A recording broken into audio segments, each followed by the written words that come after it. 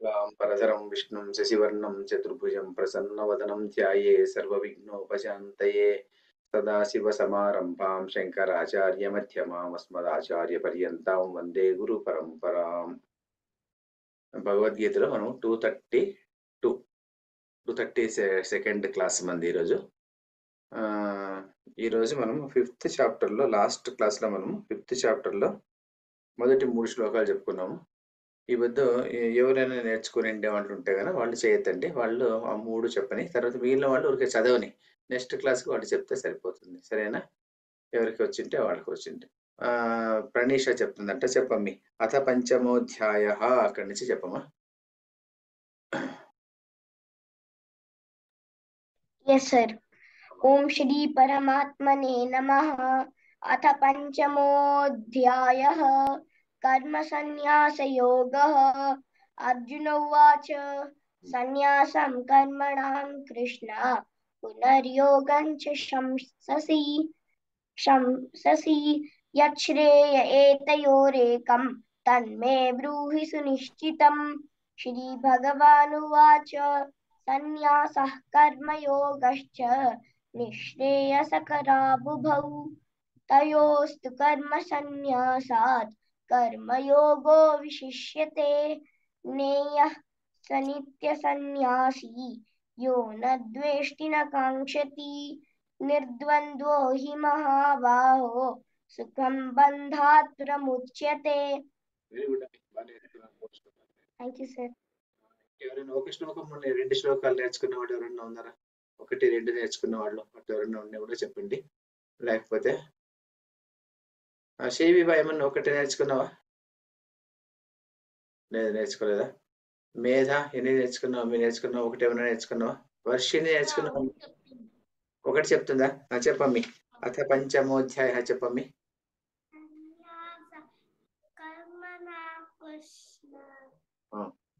మీ అమ్మని చూడద్దు, నన్ను చూడు అంతే. నువ్వు మీ అమ్మని చూడకూడదు, ఆయన నన్ను చూడు. సన్యాసం కర్మణం కృష్ణ చెప్పు.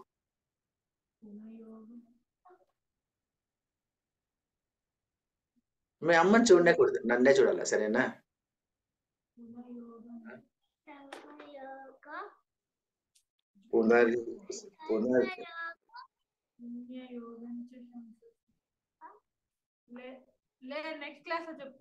చెప్తుందా? సరే, సన్యాసం కర్మణం కృష్ణ సరే, నెక్స్ట్ క్లాస్ లో చెప్తుంది.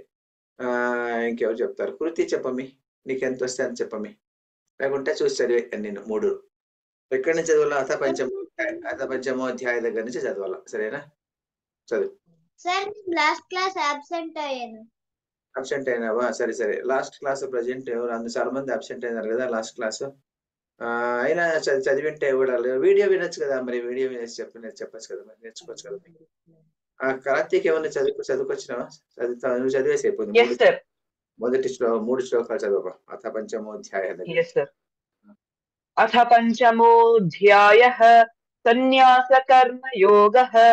శ్రీ అర్జున ఉవాచ సన్యాసం కర్మణాం కృష్ణ పునర్యోగం చ సంశసి యచ్ఛ్రేయ ఏతయోరేకం తన్మే బ్రూహి సునిశ్చితం. శ్రీ భగవాన్. ఒక నిమిషం. ఇక్కడ సన్యాసం కర్మణాం కృష్ణ అయింది కదా, పునర్యోగం చ అంటే అక్కడ మకారం చెప్పకూడదు అనమాట, నకారం చెప్పాల. పునర్యోగంచ శంససి నకారం. పునర్యోగంచ నాకు చావత్ ఇచ్చినట్టుగా చెప్పాలి, సరేనా? ఇది కూడా అంతే. ఫస్ట్ అథ పంచమోధ్యాయ సన్యాస కర్మయోగ అంటే కదా, అలా ఉంటే పుస్తకంలో కర్మ సన్యాస యోగ అని రాసుకోకదాన్ని. కర్మ సన్యాస యోగ, కర్మాన్ని సన్యాసం చేయడం అన్నమాట. సన్యాసాన్ని కర్మ చేసేది కాదు. ఇక్కడ విశేషం ఉంది కదా, అందువల్ల కర్మ సన్యాస యోగ. ఒకవేళ బుక్ లో అలా ప్రింట్ అయింటే కర్మ సన్యాస యోగ. మళ్ళీ ఇంకొకసారి చెప్పు. అర్జున ఉవాచ చెప్పు. అర్జున ఉవాచ సన్యాసం కర్మణాం కృష్ణ పునర్యోగం చ శంససి యచ్ఛ్రేయ ఏతయోరేకం తన్మే బ్రూహి సునిశ్చితం.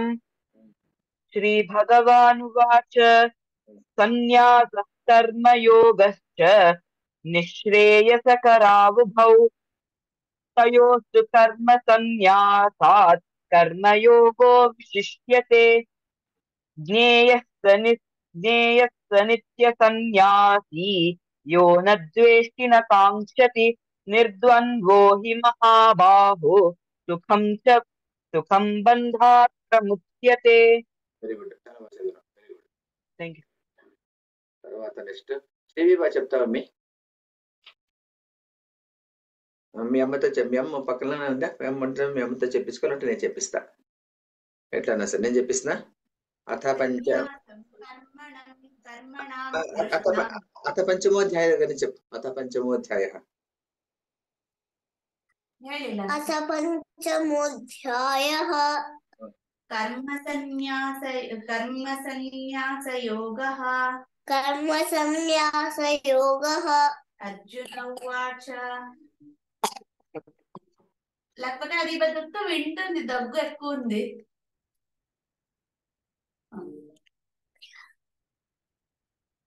దానికి దగ్గర ఎక్కువ, నాకు దగ్గర ఎక్కువ ఉంది. సరే సరే సరే ఓకే. నువ్వైతే వినైతే ఈరోజు. సరే నువ్వు చెప్పు. ప్రీతం దత్తా చెప్పు. అథ పంచమోధ్యాయః కర్మ సన్యాస యోగః. అర్జున ఉవాచ సన్యాసం కర్మణం కృష్ణ కర్మణాం కృష్ణ పునర్యోగం చ సంశసి ఏతయోరేకం తన్మే బ్రోహి సునిశ్చితం. బ్రోహి సునిశ్చితం. శ్రీ భగవానువాచ సన్యాసః కర్మయోగశ్చ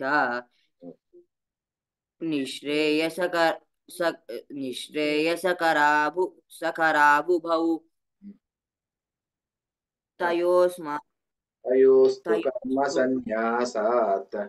తయోస్తు కర్మ సన్యాసాత్ కర్మయోగో విశిష్యతే. జ్ఞేయః స నిత్య సన్యాసి యో న ద్వేష్ట న కాంక్షతి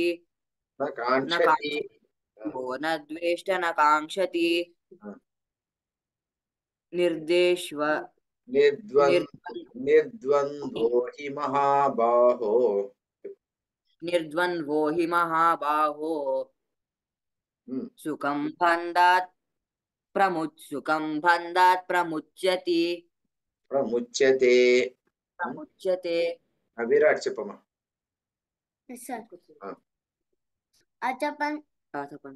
అథ పంచదశోధ్యాయః. పంచత్రస్ ఎక్కడుంది? పంచమోధ్యాయ కదా. అథ పంచమోధ్యాయః కర్మ సన్యాస యోగః.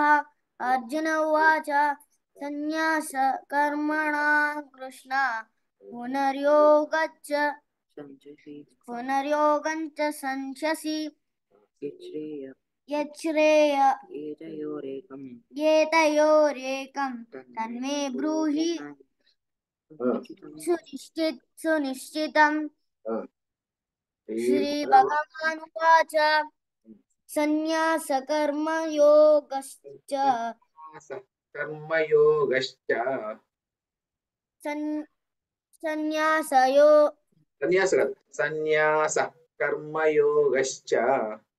సన్యాస కర్మణోన్యశ్చ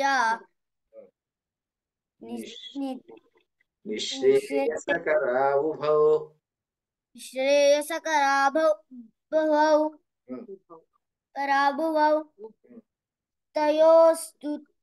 తయోస్తు కర్మ సన్యాసాత్ కర్మయోగో విశిష్యతే. నెక్స్ట్ జ్ఞేయః స నిత్య సన్యాసి.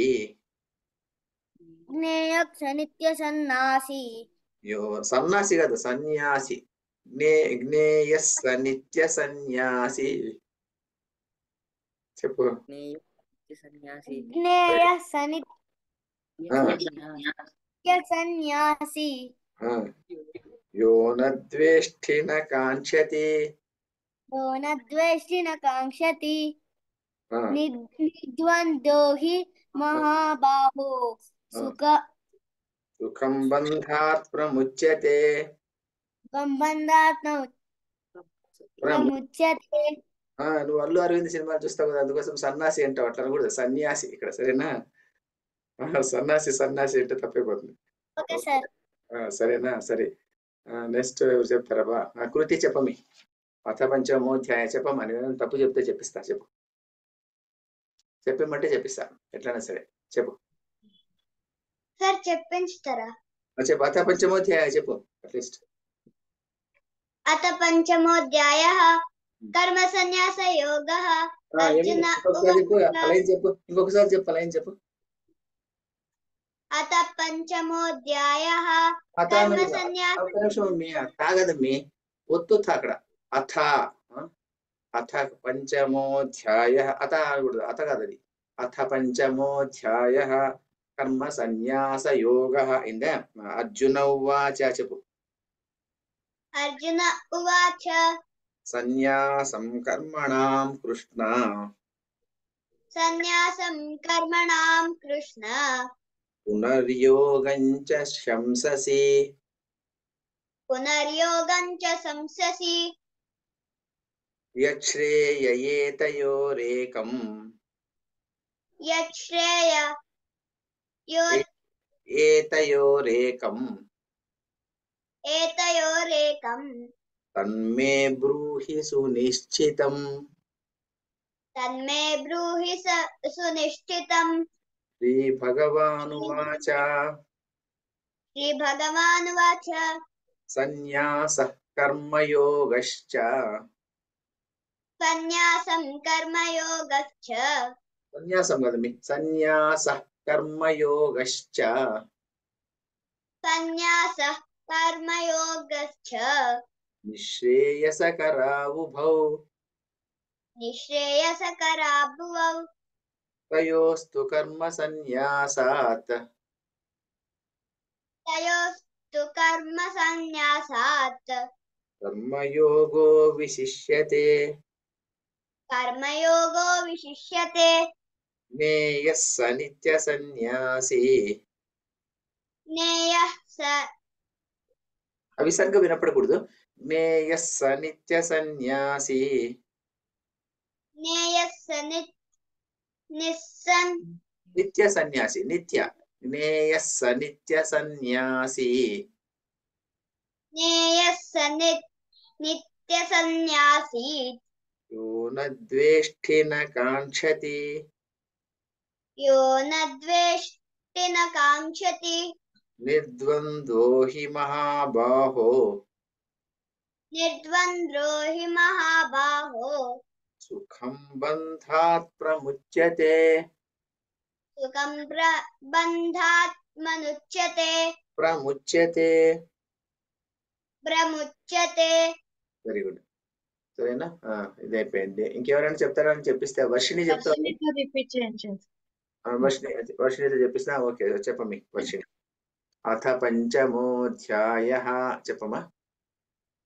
పంచమోధ్యాయః కర్మ సన్యాస యోగః. కర్మ సన్యాస యోగః. అర్జున ఉవాచ అర్జున ఉవాచ సన్యాసం కర్మణాం కృష్ణ. సన్యాసం కర్మణాం కృష్ణ. వెరీ గుడ్, నువ్వు ఇంప్రూవ్ అయిపోయినావు. ముందు లైన్ అంతా చెప్తే మళ్ళీ తప్పు చెప్తుంటే మళ్ళీ నీకు తోస్తుండలా. ఇప్పుడు మెమరీ పవర్ పెరిగింది. ఇప్పుడే సన్యాసం కర్మణాం కృష్ణ ఒకేసారి చెప్తున్నావు చూడు. సన్యాసం కర్మణాం కృష్ణ అయిందా. పునర్యోగం చ శంససి. చెప్పు. పునర్యోగం చ సంససి. పునర్యోగం చ సంససి. Very good. యచ్ఛ్రేయ ఏతయోరేకం. ఏతయోరేకం. ఏతయోరేకం. తన్మే బ్రూహి సునిశ్చితం. కర్మే తన్మే. కర్మే బ్రూహి సునిశ్చితం. Good good, very good. చూడు బాగా అయిపోయినావు. Very good. श्रीभगवानुवाच श्रीभगवानुवाच सन्न्यासः कर्मयोगश्च सन्न्यासः कर्मयोगश्च योगश्च योगश्च निःश्रेयसकरा उभौ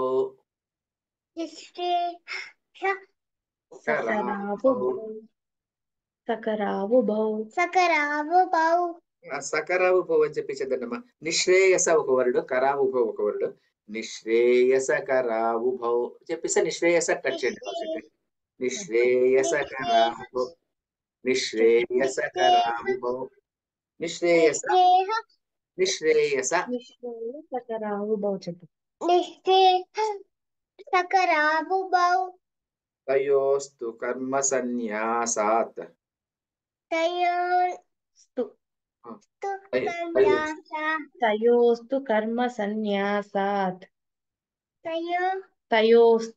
तयोस्तु कर्म संन्यासात् కర్మయోగో విశిష్యతే. कर्मयोगो विशिष्यते వెరీ గుడ్.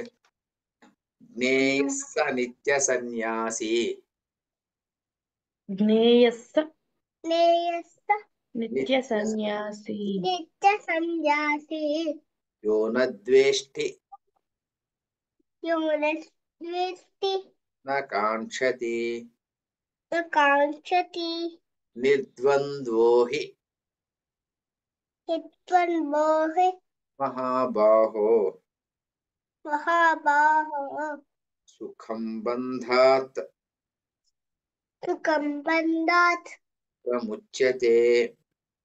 प्रमुच्यते గుడ్, వెరీ గుడ్.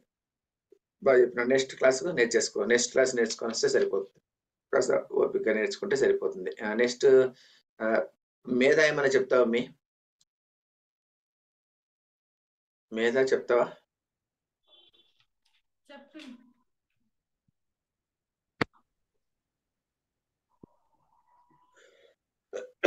చెప్తావా?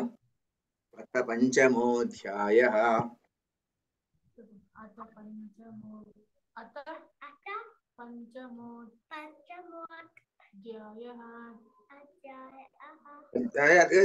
అట్లా చెప్పించద్దు. ధ్యాయ సభే అధ్యాయం కదా అది. అందువల్ల అత పంచమో అని ధ్యాయ చెప్పద్దు.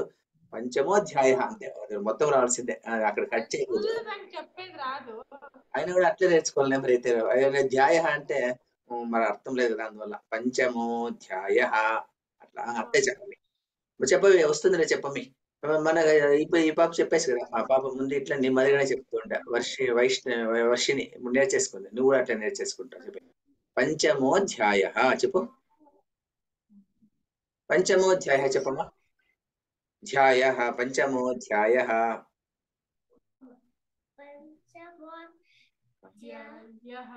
ఒకటి తెలుగులో సినిమా ఉంది. ఏమిటంటే నారదుడు మహోదరుడు అనే అతన్ని పెళ్లి చేస్తాడు అనమాట. పెళ్లి చేసినప్పుడు ఏం చెప్తాడంటే ఈ కన్యతో, అయితే నారదుడు చెప్పిస్తుంటాడు, రాక్షసుడు చెప్తుంటాడు అనమాట. ఈ కన్యతో అంటాడు. నా జీవితం అంటే నా జీవితం అంటాడు. అంతం అంటాడు. ఈ కన్యతో నా జీవితం అంతం అంటాడు. మరి ఏమి అక్కడ తప్పు వచ్చింది? జీవిత అంతం అనేది అది యాక్చువల్ గా. ఈ కన్యతో నా జీవిత అంతం అని చెప్పేదానికి నా జీవితం అంతం అంటాడు. ఈ కన్యతో నేను చచ్చిపోతాను అని చెప్పేసి అట్లా అయిపోతుంది. పంచమ అధ్యాయ లేకుంటే అత పంచమ అధ్యాయ అని చెప్పినా పర్వాలేదు. పంచమో అని చెప్పి ధ్యాయ అంటే తప్పు వచ్చేస్తుంది. అథ పంచమో అధ్యాయ. సరేనా? కర్మ సన్యాస యోగ చెప్పమ్మా. कर्म संन्यास योगः అర్జున ఉవాచ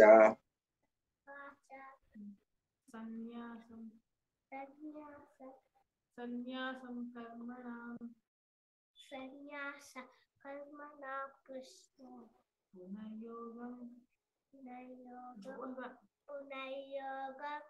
పునర్యోగంచ పునర్యోగంచ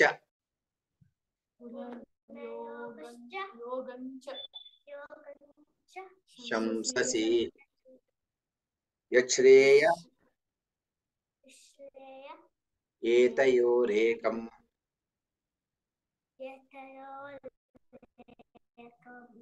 తన్మే బ్రూహి.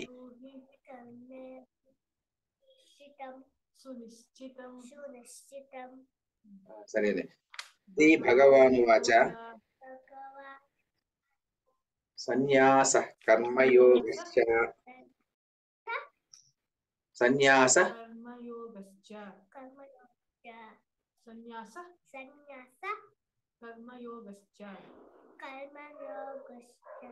నిశ్రేయస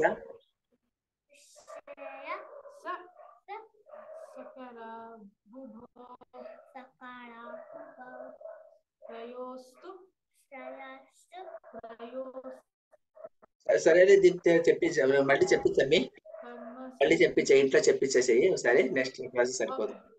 శ్రీవిభాయ్ మళ్ళీ చెప్తావా వద్దా? దగ్గట్లే ఉందా? దగ్గు రాకపోతే ఒకటి చెప్పు, ఒకటి రెండు చెప్పు. వద్దా? వద్దులే అయితే. నేను ఒకసారి చెప్తాను. చెప్పండి మేడం, మా మూడు చెప్పండి మేడం, చెప్పండి.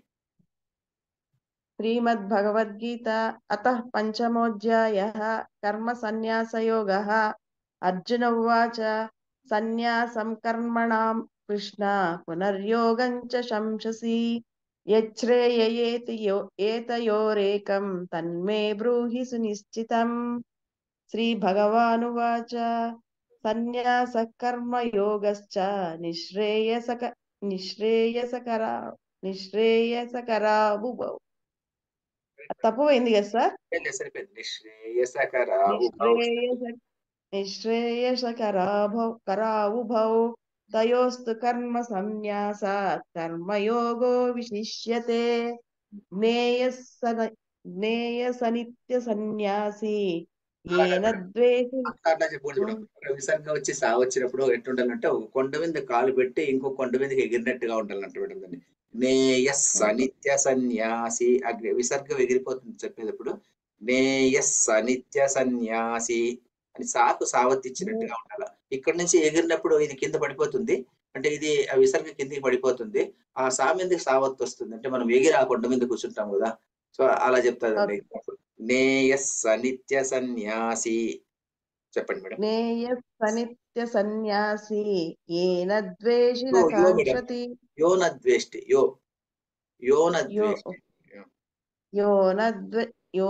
ద్వేష్టి న కాంక్షతి నిర్ద్వంద్వో హి మహాబాహో సుఖం బంధాత్ ప్రముచ్యతే. అంతే మేడం, సరిపోయింది మేడం, సరిపోయింది. Okay sir, thank you.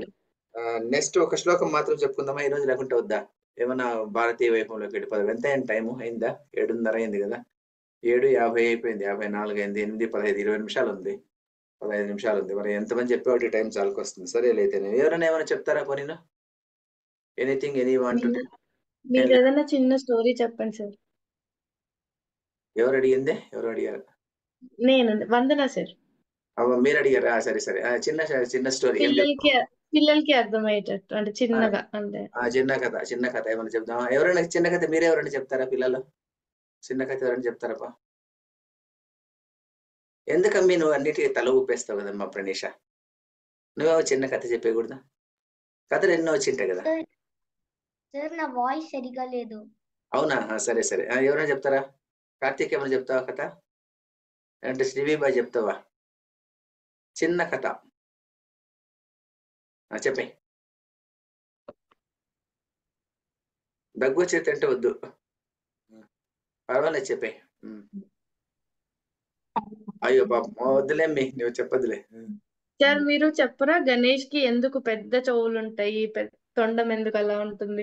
వర్షిని మన తొండం ఎందుకు అలా ఉంటది అంటే జ్యూస్ తాగేయచ్చు అంట ఇలా చెప్తుంటే దాన్ని గణేషునికి ఎందుకు పెద్ద చెవులు ఉంటాయి, సింబాలిక్ సిగ్నిఫికెన్స్ అంటారు దాన్ని. అంతేనా? అంటే సింబాలిక్ సిగ్నిఫికెన్స్ అంటే గణేశుడు పుట్టిన తర్వాత అతనికి పెద్ద చెవులు ఉంటాయి కదా. పెద్ద చెవులు ఎందుకు ఉంటాయి అంటే మనం చెప్పుకునేటివి ఇవన్నీ అంతేను. కథలో ఇక్కడ ఏ పురాణంలోనూ అదంతా ఏం లేదనమాట. ఇవన్నీ ఏం చెప్తారంటే పెద్దగా చెవులు ఉంటే బాగా గుడ్ లిజనర్ అంటారంట. గుడ్ లిజనర్ కావటానికి పెద్ద చెవులు ఉంటాయి, ఇలా మనం చెప్పుకునేటివి అంతే మేడం. అదంతాను కథ అంటూ దానికి అది ఏం లేదు, అట్లా కథ అంటూ లేదు. తర్వాత దానికి సింబాలిక్ సిగ్నిఫికెన్స్ అంటారు దాన్ని. పెద్ద చెవులు ఉంటే అతను గుడ్ లిజనర్ అని చెప్పేసి, పెద్ద తొండం ఉంది అంటే అతను బాగా ఈ కెన్ గ్రాస్ప్ ఎనీథింగ్ అని, బాగా తొండంతో లాక్కుంటారు కదా. కాబట్టి ఏ విషయం ఉన్నప్పటికీ కూడా ఆ విషయాన్ని లాగుకునేటువంటి శక్తి అతనికి ఉంటుంది అనేసి. సో ఒక్కొక్క శరీర అవయవానికి ఒక్కొక్కటి చెప్తారనమాట. చెప్పేసేసి అలా చెప్పేసేసి అన్ని అన్ని అతనిలో ఉన్నాయి అని చెప్పుకొని వచ్చే దానికోసము మనం కల్పించుకున్నటువంటి కథ. అంతేగాని సాధారణంగా ఏం చేస్తారంటే కథలు వచ్చినప్పుడు ఈ వ్యాఖ్యాతలు ఉంటారు కదా, వ్యాఖ్యాతలు రాసేటప్పుడు ఎలాగో జస్టిఫై చేయాలని చెప్పేసి దాన్ని రాస్తుంటారు అనమాట. అందువల్ల కాళిదాస్ కవిత్వం రాశాడు కదా, కాళిదాస్ కవిత్వం రాసిన తర్వాత కాళిదాస్ కవిత్వం కొంతమందికి అర్థమయ్యేది కాదంట అప్పట్లో. అర్థం కాకపోతే ఆయన వచ్చేసి మల్లినాథ సూరి అని ఒకతను, ఆ మల్లినాథ సూరి అనేటువంటి అతను ఆ వ్యాఖ్య రాశాడంట. వ్యాఖ్య రాస్తే ఏమంటే అప్పుడు ఆ వ్యాఖ్య రాసిన తర్వాత అబ్బా ఇట్లా ఉంటుందా అనుకున్నారంట జనాలు ఈ వ్యాఖ్య చదివిన తర్వాత. అలాగే షేక్స్పియర్ ఉన్న కాలంలోనే షేక్స్పియర్ కు ఒక అతను అని పేరేమో ఏమో ఉందండి, అతని ఎడింబర్గ్ ఏదో ఒక ఆయన ఉన్నాడు, ఆయన ఏమో సమ్ పర్సన్, ఆయన వ్యాఖ్య రాస్తాడు అనమాట. ఆయన రాసిన తర్వాత ఆ వ్యాఖ్యని చదివి ఎవరు షేక్స్పియర్ అన్నా అంట, నేను ఇట్లా రాసినా నాకే తెలీదు, ఈ వ్యాఖ్య రాసిన తర్వాత ఇంకా నాకు ఇప్పుడు అర్థమైంది నిజమే అని అనుకున్నా అంట ఆయన. సో అట్లందుకోసము వ్యాఖ్యలు రాసేటువంటి వాళ్ళు కొంతమంది ఏం రాస్తారంటే మరి పర్టికులర్ గా కావ్యాలకు ఈ కథలు ఉంటాయి కదా, కథలకు రాసేటువంటి వాళ్ళు అలా రాస్తుంటారు అనమాట. అలా రాసినప్పుడు ఏం చేస్తారంటే వాళ్ళు దీన్ని ఏదో ఒక రకంగా జస్టిఫై చేయాలి. ఆధ్యాత్మికంగా జస్టిఫై చేస్తామంటే ఆధ్యాత్మికంగా జస్టిఫై చేస్తారు, లౌకికంగా చేయాలంటే లౌకికంగా జస్టిఫై చేస్తారు అనమాట. ఆ జస్టిఫై చేయడానికి కల్పించుకున్నటువంటి కథలు. గణేషుని మొత్తం కథ అలాగే ఉంటుందన్నమాట. మరి గణేషునికి ఈశ్వరుడు ఎందుకు గణేషుడిని చంపేశాడు అని ఈశ్వరునికి తెలియదా? మరి ఆయనకు అన్ని తెలిసినటువంటి వాడు కదా. మరి అన్ని తెలిసినటువంటి వాడు అతని తలను ఎందుకు నరికేశాడు, చిన్న పిల్లవాడిని తలను ఎందుకు నరికేశాడు అంటే దానికి ఒకటి రాస్తారు. ఏం రాస్తారంటే అది ఎవరికైనా తెలిసిన, మరి చిన్న పిల్లవాడుగా ఉంటాడు కదా, మనకు ఆ కథ తెలుసు. ఎవరు అంటే పార్వతీదేవి అతన్ని స్నానానికి పెట్టింది, స్నానానికి పోయినప్పుడు ఆ పిల్లవాడిని అక్కడ పెట్టింటుంది, పెట్టి ఎవరిని రానివద్దంటుంది. మరి ఈశ్వరుడు వస్తాడు, వచ్చినప్పుడు కూడా అతన్ని కూడా రానివ్వడు ఇతను. మరి ఈశ్వరుడికి అంత దివ్య దృష్టి అన్ని ఉంటుంది కదా, మరి ఈ పిల్లవాడిని పార్వతి చేసింది తెలుస్తుంది కదా, మరి ఎందుకు అతన్ని చంపి పారేశాడు ఇతను? ఎవరికైనా తెలిసిన దానికి ఒక సింబాలిక్ సిగ్నిఫికెన్స్ ఒకటి రాస్తారనమాట. ఏం రాస్తారంటే ఎవరికి తెలియదా? ఎవరికి తెలియకపోతే నేనే చెప్పేస్తాను. దానికి శివకి సూర్య దేవుడు ఫాదర్ శాపం పెట్టింటారు కదా, నీకు తెలియకుండానే నువ్వు నీ పుత్రుని చంపేస్తావని. ఎందుకంటే సూర్యదేవుడిని శాపం ఉన్నప్పటికీ కూడా ఆయన సర్వశక్తివంతుడు కదా, ఈశ్వరుడు సర్వశక్తివంతుడు, సర్వము తెలిసినటువంటి వాడు కదా. దాన్ని ఏమంటారు? దాన్ని ఆమ్నిపొటెన్స్, ఆమ్ని ప్రెజెన్స్, ఆమ్నీషియన్స్ అంటాం అనమాట. గాడుకు 3 లక్షణాలు అనమాట. ఆమ్నిపొటెంట్ అంత సర్వము శక్తి ఉన్నటువంటి వాడు, ఆమ్ని ప్రెజెన్స్ అన్ని ప్లేసుల్లోనూ ఉండేటువంటి వాడు, ఆమ్నీషియంట్ అంటే అంత జ్ఞానము తెలిసినటువంటి వాడు కదా అతను. అలాంటి వ్యక్తి బ్రహ్మ గాని విష్ణు గాని ఈశ్వరుడు గాని అలాంటి వ్యక్తి అతను ఎందుకు చంపేస్తాడు మరి సన్న పిల్లవాడిని? ఏం చెప్పాము ఎస్టీవీ పనికేమో తెలిసినట్టుగా ఉంది. మ్యూట్ లో ఉన్నావు, మ్యూట్ లో ఉన్నావు. చెప్పు సార్. వాట్ టెంపర్ ఉండే కదా, యాంగర్, దాని he lost his temper. Temper ఉండే సరే. నేను అనడం ఏమిటంటే మరి పార్వతికి చేసినటువంటి కొడుకు అని తెలుసు కదా, మరి కొడుకును మరి ఎందుకు చంపేస్తాడు? పార్వతి చేసిన కొడుకుని చంపడం ఎందుకు? తలకాయ నరికి పారేస్తారు కదా. మరి నరికైతే నరకడం ఒకటే కదా చేసేది, తెలియదు కదా ఆయనకు. అంటే ఈశ్వరునికి తెలియకుండా ఉంటుందా? ఈశ్వరునికి శక్తిమంతుడు, సర్వ జ్ఞానవంతుడు కదా.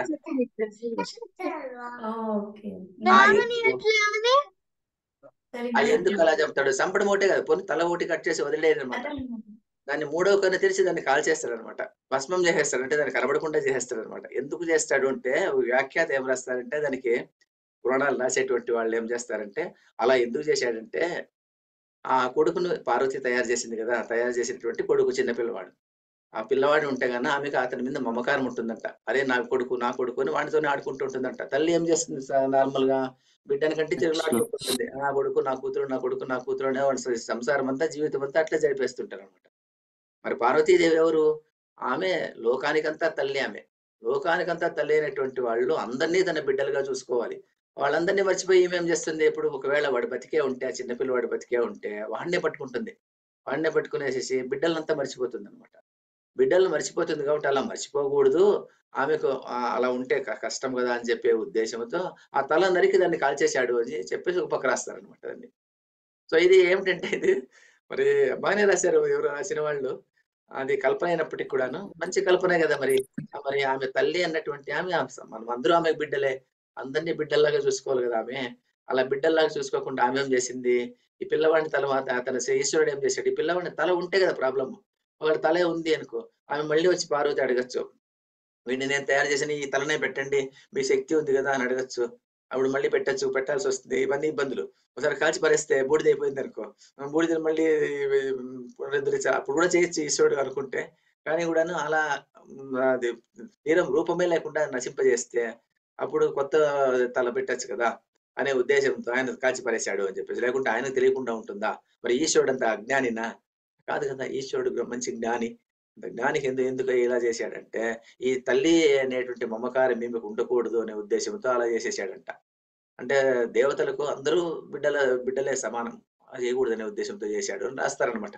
కాబట్టి గణేషుని కథ అంతా అలాగే ఉంటుంది అనమాట. గణేషుని కథ ఎందుకు అలా ఉంటుంది అంటే, ప్రతి అవయవానికి అలా చెప్తారు, ప్రతి విషయానికి గణేషునికి ఒక సింబాలిక్ సిగ్నిఫికెన్స్ గా తగిలిచ్చేసేసి చేస్తారనమాట. అందువల్లనే మనం ఏం చెప్తామంటే, మనకు దేవతలు ఎందుకు అంతమంది ఉన్నారు మన సనాతన సంప్రదాయంలో అంటే, మనకి ఏ రూపంలో మనం అతన్ని చూడాలనుకుంటే అతను సర్వవ్యాపి, అన్ని చోట్ల ఉండేటువంటి వాడు, అన్ని చోట్ల అన్ని పదార్థాలు ఉండేటువంటి వాడు. అందుకని చెట్టును పూజ చేస్తాం, గుట్టను పూజ చేస్తాం, ఇంకోటి పూజ చేస్తాం, ఏనుగును పూజ చేస్తాం, ఏనుగు ముఖం తల మనిషికి పెడితే పూజ చేస్తాం. దేనికైనా ఏది నీకు అనుకుంటే అది పూజ చేసుకో. అన్నిట్లోనూ విష్ణు ఈశ్వరుడు ఉన్నాడు అని చెప్పేసి చెప్పడం కోసం చెప్పేటువంటి కథలు ఇవన్నీ అని చెప్పేసి. అందుకోసమే భగవద్గీతలో మనకు 4వ అధ్యాయంలో 5వ అధ్యాయంలో ఒక శ్లోకం వస్తుంది. ఏం చెప్తారంటే, అప్పుడు శ్రీకృష్ణుడు చెప్తాడు అనమాట, మీరు ఎంతమంది కన్నా దేవతలు పూజ చేసుకోండి, అన్ని దేవతలు పూజ చేసినప్పటికీ కూడా నాకే వస్తుంది చివరికి అని చెప్తాడు అనమాట. ఎందుకు మనము ఇది చెప్పుకుంటాం కదా, పొద్దున్నే మంత్రం చెప్పుకుంటాం కదా, సర్వదేవ నమస్కార కేశవం ప్రతి గచ్చతి. చెప్పుకోలేదా మనము? విన్నారా ఎవరన్నా? సర్వదేవ నమస్కార కేశవం ప్రతి గచ్చతి. ఎంతమంది ఉన్నారప్ప ఇక్కడ? ఎవరైనా విన్నారా? పూజ చేసేటప్పుడు చెప్తారు, మీ పెద్దవాళ్ళు చెప్తుంటారు, సర్వదేవ నమస్కార కేశవం ప్రతి గచ్చతి. సంధ్యావందనం చేసేటప్పుడు చెప్తారు కదా కదా ప్రీతం? మీ నాన్న చెప్తాడు కదా, నువ్వు చెప్తావు నువ్వు చేస్తావు కదా. మరి అన్ని దేవతలను కూడా పూజ చేస్తే, నమస్కారం చేస్తే ఎక్కడికి వెళ్తుంది? ఈశ్వరుని గతిగా విష్ణువు దగ్గరికి వెళ్ళిపోతుంది అని చెప్తాడు అనమాట. అదేమి అన్ని నదుల నీళ్లు యథాగచ్చతి సాగరం, ఏ రకంగా సాగరం చేరుకుంటాయో, నది ఎక్కడున్నా పుట్టనీలే, అన్ని నదులు సముద్రంలో కలిసాల్సిందే. అలా ఎలా కలుస్తాయో అలాగే ఎంతమంది దేవతలకు మొక్కున్నప్పుడు కూడా నా దగ్గరికి వస్తుంది అని చెప్తాడు అనమాట. ఈ దేవతలందరూ ఎందుకు పెట్టారు మరి? నీకు బోరు కొడుతుంది అనుకోండి, దేవతలు ఒకే దేవుడు. క్రిస్టియానిటీలో ఉంటుంది, క్రిస్టియానిటీలో మనం ఏం చేస్తాం, ఒకటే దేవుడు. ఎంతసేపు చెప్పినా అతను ఒకరి దగ్గరికి వెళ్ళాలి. చూసి బోరు కొట్టేస్తుంది ఒకే విగ్రహాన్ని. ఇప్పుడు ఏం చేయాలి మనము? మనకు కావాల్సినటువంటి విగ్రహాన్ని చూసుకోవచ్చు. కార్తవీర్యుడు, ఈ కుమారస్వామి విల్లు పట్టుకుంటాడు, కత్తి పట్టుకుంటాడు, డాలు పట్టుకుంటాడు, మనకి ఇష్టం అవుతుంది. గణేశుడు ఈ రకంగా ఉంటాడు, ఇంకొక ఆయన ఇంకో రకంగా ఉంటాడు. ఎవరెవరు ఎట్లా ఉంటే వాడికి ఎలా ఉంటుందో, వాడి ప్రవృత్తి ఎలా ఉంటుందో వాడికి అది నచ్చుతుంది అనమాట కదా. ఆ నచ్చిందనే నువ్వు పూజ చేసుకో, నో ప్రాబ్లం. అన్ని చివరికి చేరేది ఒకటే, అని సర్వము బ్రహ్మార్పణ వస్తువు, సర్వం బ్రహ్మార్పణ వస్తువు అని చెప్పేస్తాం చివరికి కదా. అందుకోసం ఈ కథలన్నీ, పురాణం కథలన్నీ సింబాలిక్ సిగ్నిఫికెన్స్ ఉన్నటువంటి కథలు అంటారు అనమాట. అన్నీ అలాంటివే. హిరణ్యాక్షుడు అంటాం అనమాట. ఏమిటంటే, ఎవరికైనా తెలుసుగా? హిరణ్యాక్షుడు, హిరణ్యకశిపుని చంపినవాడే. వాడు ఎందుకు ఆ పేరు వచ్చింది వాడికి అంటే హిరణ్యాక్షుడు. హిరణ్యం అంటే ఏమి? ఎవరికైనా తెలుసురా? శ్రీవిభ తెలుసురా? హిరణ్యం అంటే ఏమి?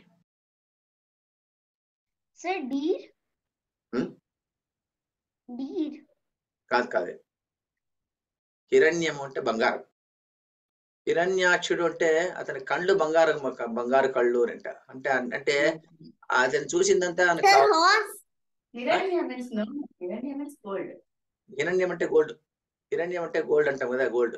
వాడు హిరణ్య కశిపుడు. కశిపుడు అంటే లాక్కునేటువంటి వాడు అని. కశిపుడు అంటే మంచం కింద దాచుకునేవాడు.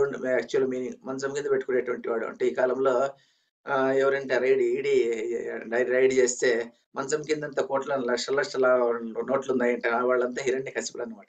అలా పెట్టుకునేటువంటి వాడు. హిరణ్యాక్షుడు అంటే వాడికి ఎలాంటి వాడు అంటే, వాడు అంతా నాకే కావాలి అనేటువంటి వాడు. అందువల్ల వాడు ఏమంటే, భూమి ఉంది కదా, భూమిని అంతా ఎత్తుకుపోదాం అనుకున్నా అంటే వాడు. భూమిని చాపలా చుట్టుకుని వెళ్ళిపోయాడు అని కథ చదువుతాము. కథ చాపలా చుట్టుకుని ఎందుకు పోతాడు, భూమిని ఎందుకు ఎత్తుకుపోతాడు అంటే, entire earth should belong to him. మనం కదా ఈ పక్క ఇల్లు నాదే కావాలా, ఈ పక్క భూమి నాదే కావాలని మనం అనుకుంటాం కదా. అలాగే వాడు అంతా నాదే కావాలనుకుంటాడంట, మొత్తం భూమి అంతా నాకే కావాలనుకుంటాడు. సో ఈ wanted to take away the entire land. అందువల్ల వాడికి హిరణ్యాక్షుడు, వీడు హిరణ్య కశిపుడు, వీడు బంగారంతా నాకే కావాలంట, ఉన్నదంతా నాకే కావాలనేటువంటి వాడు వీడంట. అలాంటి సింబాలిక్ సిగ్నిఫికెన్స్ నేమ్స్ చాలా మటుకు కథల్లో ఉండేటువంటి సింబాలిక్ సిగ్నిఫికెన్స్ ఉంటుంది. గణేషుది కూడా అలాంటి సింబాలిక్ సిగ్నిఫికెన్స్. మరి ఒక నిమిషం ముందు నేను ఆపేసి తర్వాత మనం మాట్లాడుకుందాం. ఏన వాచ మనసేంద్రియైర్వా బుద్ధ్యాత్మనా వా ప్రకృతే స్వభావాత్ కరోమి యద్యత్ సకలం పరస్మై నారాయణాయేతి సమర్పయామి. సర్వం శ్రీకృష్ణార్పణమస్తు.